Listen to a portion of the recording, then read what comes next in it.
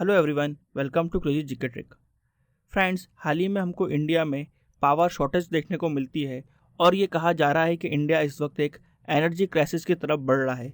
26 अप्रैल 2022 को इंडिया ने अपनी पीक एनर्जी डिमांड को टच करा, जहां पर उस दिन एनर्जी डिमांड थी 201 गीगावाट पावर की। एनर्जी क्राइसिस का अंदाज़ा इस बात से भी लगाया जा सकता है कि दिल्ली से ये स्टेटमेंट आया है कि हो सकता है दिल्ली में मेट्रो बंद करने की भी नौबत आ जाए, क्योंकि एनर्जी सप्लाई में बहुत कमी है। इसी तरह की एनर्जी डेफिशिएंसी और भी स्टेट्स में देखने को मिल रही है। तो फ्रेंड्स, आज हम इस वीडियो में इंडिया में पावर शॉर्टेज क्राइसिस के बारे में बात करेंगे। हम यहाँ पर देखेंगे कि कौन कौन सी ऐसी स्टेट्स हैं जहाँ पर पावर शॉर्टेज देखने को मिल रही है। इंडिया क्यों पावर शॉर्टेज फेस कर रहा है, हम इस बारे में बात करेंगे। इंडिया में क्या क्या मेजर सोर्सेज हैं पावर प्रोडक्शन के, हम उनको भी देखेंगे। और लास्ट में फ्रेंड्स हम बात करेंगे कि किस तरह से हम इस क्राइसिस को ओवरकम कर सकते हैं। तो आइए सबसे पहले देखते हैं कौन कौन सी ऐसी स्टेट्स हैं इंडिया में जो पावर शॉर्टेज इस वक्त फेस कर रही हैं।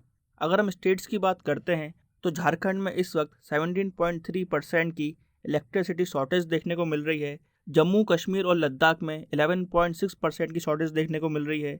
राजस्थान में 9.6% की, हरियाणा में 7.6% की, उत्तराखंड में 7.6% की, बिहार में 3.7% की और मध्य प्रदेश में 2.8% की।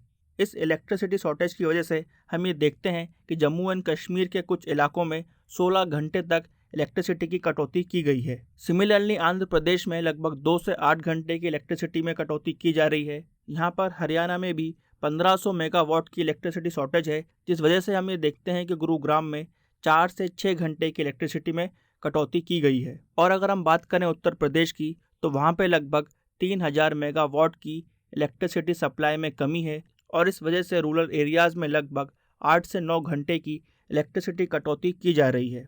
बिहार में भी इस वक्त 200 से 300 मेगावाट की इलेक्ट्रिसिटी की कमी देखी जा रही है।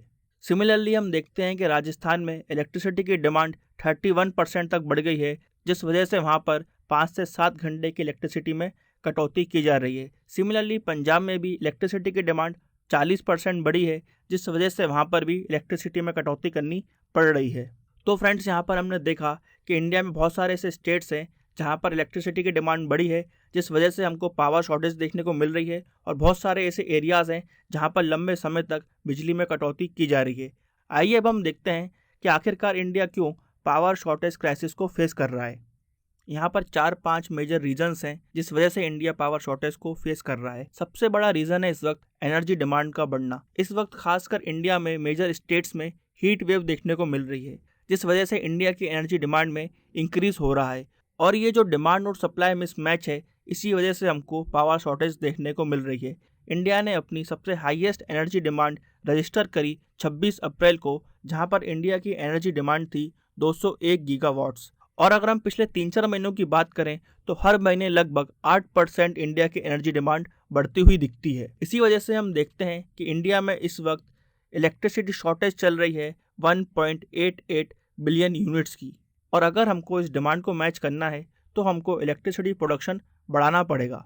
मगर यहाँ पर हमको ये बात नोट करना चाहिए कि इंडिया में आज भी major electricity produce coal based power plant करते हैं और इस वक्त हमको कोयले की शॉर्टेज भी देखने को मिलती है।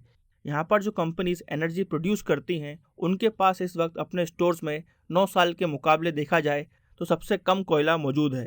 साथ में फ्रेंड्स, यहाँ पर कोल की प्राइस भी काफ़ी बढ़ गई है, क्योंकि इस वक्त वर्ल्ड एक जियोपॉलिटिकल क्राइसिस को देख रहा है, जहाँ पर रशिया यूक्रेन वॉर की वजह से कोल प्राइसेस में 4 से 5 गुना की बढ़ोतरी हुई है।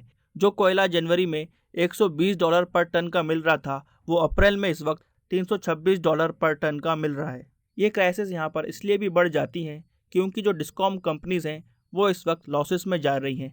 डिस्कॉम कंपनीज़ का फ्रेंड्स यहाँ पर ये काम होता है कि वो इलेक्ट्रिसिटी जो प्रोड्यूस हुई है उसको डिस्ट्रीब्यूट करें पूरे इंडिया में। तो फ्रेंड्स, इंडिया में एनर्जी प्रोड्यूस कोई और कंपनी करती है और एनर्जी डिस्ट्रीब्यूट कोई और कंपनी करती है। तो यहाँ पर जो कंपनीज एनर्जी डिस्ट्रीब्यूट करती हैं, जिसको हम डिस्कॉम्स बोलते हैं, उनको इस वक्त लगभग 20,000 करोड़ की पेमेंट ड्यू है, जिस वजह से वो एनर्जी प्रोड्यूस करने वाली कंपनीज को ऑर्डर नहीं दे पा रही हैं और फिर वो एनर्जी प्रोड्यूस करने वाली कंपनीज कोयला नहीं खरीद पा रही हैं। तो डिस्कॉम कंपनी का लॉसेस भी एक बहुत बड़ी वजह है, जिस वजह से हमको इंडिया में पावर शॉर्टेज क्राइसिस देखने को मिलती है। साथ में फ्रेंड्स, यहाँ पर एनर्जी डिमांड इसलिए भी बढ़ी है क्योंकि पैंडेमिक के बाद पहली बार हमने 2022 में देखा कि इंडस्ट्रियल प्रोडक्शन और मैन्युफैक्चरिंग प्रोडक्शन काफ़ी बड़ा है और फिर इंडस्ट्रीज़ की भी यहाँ पर डिमांड इलेक्ट्रिसिटी को लेकर काफ़ी बड़ी है, जिस वजह से हम देखते हैं कि जो डिमांड है वो लगातार एनर्जी की बढ़ती चली जा रही है और इलेक्ट्रिसिटी प्रोड्यूसिंग कंपनीज इस डिमांड को फुलफिल नहीं कर पा रही हैं। तो फ्रेंड्स, ये कुछ मेजर रीजंस थे जिस वजह से इंडिया इस वक्त पावर शॉर्टेज की क्राइसिस को फेस कर रहा है। आइए अब हम बात करते हैं कि इंडिया में क्या मेजर सोर्सेज हैं पावर प्रोडक्शन के। फ्रेंड्स, इलेक्ट्रिसिटी कॉन्करेंट लिस्ट में आता है, यानी कि यहाँ पर स्टेट गवर्नमेंट और सेंट्रल गवर्नमेंट दोनों ही इलेक्ट्रिसिटी पर रूल्स बना सकती हैं, उसको प्रोड्यूस कर सकती हैं और डिस्ट्रीब्यूट कर सकती हैं। तो यहाँ पर हम ये देखते हैं कि सेंट्रल सेक्टर लगभग 24.6% एनर्जी प्रोड्यूस करता है, स्टेट सेक्टर लगभग 26.2% एनर्जी को प्रोड्यूस करता है और प्राइवेट सेक्टर यहाँ पर सबसे ज़्यादा 49% एनर्जी को प्रोड्यूस करता है। और अगर हम बात करें कि कितनी मेगावाट एनर्जी इंडिया में प्रोड्यूस हो पाती है, तो इंडिया में लगभग 3,99,000 मेगावाट के आसपास एनर्जी प्रोड्यूस हो सकती है। और अगर हम बात करें कि ये एनर्जी हम किन सोर्सेज से प्रोड्यूस कर रहे हैं, तो यहाँ पर हम देखते हैं कि फॉसल फ्यूल से लगभग हम 59.1% एनर्जी को प्रोड्यूस करते हैं और इस 59.1% में कोयला सबसे ज़्यादा कंट्रीब्यूट करता है, जहाँ पर कोयले से हम एनर्जी प्रोड्यूस करते हैं लगभग 2 लाख मेगावाट की, जिसको अगर हम परसेंटेज टर्म में देखें तो वो आता है 51.1%। और जब हम रिन्यूएबल एनर्जी का कंट्रीब्यूशन देखते हैं तो वहाँ पर हम हाइड्रो पावर प्लांट से 11.7% एनर्जी लेते हैं और विंड, सोलार और दूसरी रिन्यूएबल एनर्जी को अगर हम मिला लें तो 27.5% एनर्जी हमको वहाँ से मिलती है और न्यूक्लियर पावर प्लांट से सिर्फ हमको 1.7% एनर्जी प्रोड्यूस होते हुए दिखती है। तो फ्रेंड्स, ये डाटा हमको बताता है कि हम कितना डिपेंडेंट हैं कोल पर। फ्रेंड्स, इस डाटा में हमने देखा कि कोल 51% एनर्जी प्रोडक्शन में कंट्रीब्यूट करता है, मगर जब हम बात करते हैं कि एक्चुअली कोल से एनर्जी कितनी डिस्ट्रीब्यूट होती है, तो एनर्जी डिस्ट्रीब्यूशन के टाइम हम ये देखते हैं कि सिर्फ कोल से हम 70% एनर्जी निकालते हैं, क्योंकि फ्रेंड्स जो रिन्यूएबल एनर्जीज़ हैं वो अभी तक अच्छे से कनेक्ट नहीं हो पाई हैं हमारी डिस्ट्रीब्यूशन लाइन से। इसलिए जब डिस्ट्रीब्यूशन की बात आती है तो कोल बेस्ड एनर्जी पर ही हम सबसे ज़्यादा डिपेंडेंट हैं। आइए फ्रेंड्स, अब हम देखते हैं कि किस तरह से हम इस एनर्जी क्राइसिस को ओवरकम कर सकते हैं। फ्रेंड्स, यहाँ पर मिनिस्ट्री ऑफ पावर्स ने बहुत सारे मेजर्स लिए हैं जिससे उस क्राइसिस को ओवरकम कर सकें। यहाँ पर मिनिस्ट्री ने ये निर्देश दिए हैं कि जो हमारी कोल माइंस हैं वो अपना मैक्सिमम प्रोडक्शन करना चालू करें। यहाँ पर कोल को राशन की तरह से बांटा भी जाएगा और जो नॉन पावर सेक्टर्स हैं उनको इस वक्त थोड़ा कम कोल दिया जाएगा ताकि हम एक्स्ट्रा कोयला दे सके हमारी एनर्जी प्रोड्यूसिंग कंपनीज़ को। और मिनिस्ट्री ने यह बात डिसाइड की है कि 12 रुपये पर यूनिट मैक्सिमम प्राइस रहेगी इलेक्ट्रिसिटी की। यहाँ पर कोयला सही समय पर पावर प्लांट्स तक पहुँच पाए, इसलिए यहाँ पर रेलवे की मदद ली जा रही है और रेलवे ने यहाँ पर 111 स्पेशल ट्रेन्स चलाई हैं कोयले को सही समय पर पावर प्रोडक्शन तक पहुँचाने के लिए। फ्रेंड्स, ये तो कुछ शॉर्ट टर्म मेजर्स हैं। अगर हम लॉन्ग टर्म की बात करें तो यहाँ पर हमको ये बात इंश्योर करनी पड़ेगी कि हमारे पावर प्लांट्स एफिशिएंटली वर्क करें। फ्रेंड्स, यहाँ पर council on energy, environment and water का एक असेसमेंट है जो बताता है कि जो इंडिया में major coal based power plants हैं वो पुरानी टेक्नोलॉजी को यूज़ करते हैं और जो यहाँ पर नए पावर प्लांट्स बने हैं जो ज़्यादा एफिशिएंट हैं, जो कम कोयले में ज़्यादा पावर प्रोड्यूस कर सकते हैं, उनके पास कम कोयला पहुँच पाता है। तो यहाँ पर ज़रूरत है कि हम इस बात को इंश्योर करें कि हम सही तरीके से हर पावर प्लांट को कोयला एलोकेट करें और यहाँ पर प्रायोरिटी बेसिस पर, एफिशिएंसी के बेसिस पर कोयले को पहुँचाया जाए। इसी के साथ साथ फ्रेंड्स, जो डिस्कॉम कंपनीज़ हैं जो इलेक्ट्रिसिटी को डिस्ट्रीब्यूट करती हैं, उनको भी स्मार्टली असेसमेंट और मैनेजमेंट करना पड़ेगा। उनको ये अंदाज़ा होना चाहिए कि गर्मी के महीनों में डिमांड बढ़ जाती है, इसलिए उनको पहले से ही पावर प्रोड्यूसिंग कंपनीज़ को ऑर्डर दे देना चाहिए ताकि हम उस डिमांड एंड सप्लाई को मैच कर सकें।